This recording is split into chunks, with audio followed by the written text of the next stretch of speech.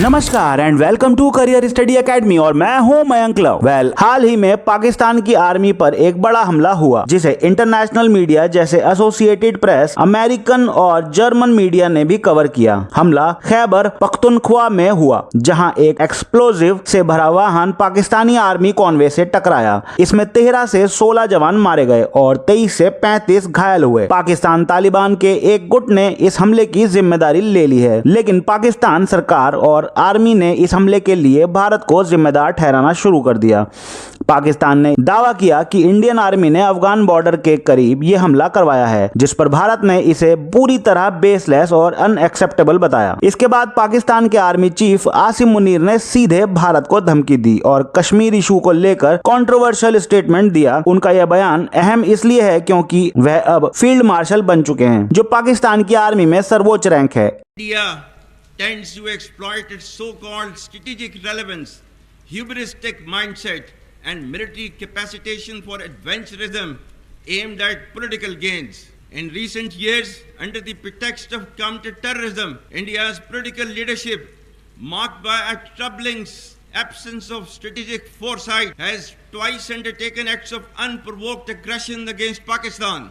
इतिहास गवाह है कि जब भी कोई फील्ड मार्शल बना है उसने भारत के खिलाफ अग्रेसिव स्टांस अपनाया है। मुनीर ने टेररिज्म को जायज संघर्ष बताकर कश्मीर इशू को जिंदा रखने की कोशिश की। Pakistan, despite grave provocations, acted with restraint and maturity and demonstrated its commitment to regional peace and stability, which has led to Pakistan's role as net regional stabilizer. However, the assumption that Pakistan would have any constraints in the face of any future violation of its sovereignty reflects a dangerous misleading of strategic fundamentals. Bharat ने operation सिंदूर में पाक के कई launch pads खत्म किए थे, लेकिन अब खबर है कि पाकिस्तान इन्हें फिर से बना रहा है। आगे भारत को इस समस्या के परमानेंट सॉल्यूशन की जरूरत है। भले ही भारत आर्थिक रूप से पाकिस्तान से आगे है, लेकिन जब तक पाकिस्तान टेररिज्म का समर्थन करता रहेगा, भारत की प्रगति बार बार बाधित होगी। इसलिए कुछ एक्सपर्ट्स सुझाव दे रहे हैं कि भारत को इजराइल के लेबनान मॉडल की तरह एक ठोस मिलिट्री स्ट्रेटेजी अपनानी चाहिए, जिसमें पाकिस्तान के टेरर हब्स को सटीकता से खत्म किया जा सके। ऐसा करने के लिए भारत को मिलिट्री और इकोनॉमिकली और ताकतवर बनना होगा, ताकि भविष्य में कोई देश पाकिस्तान को समर्थन ना दे पाए। आने वाले वर्षों में भारत की बढ़ती जियोपॉलिटिकल पावर इस दिशा में प्रभावी रोल निभा सकती है। भारत तेजी से आगे बढ़ रहा है, लेकिन पाकिस्तान जैसे अनस्टेबल नेबर की मौजूदगी को नजरअंदाज नहीं किया जा सकता।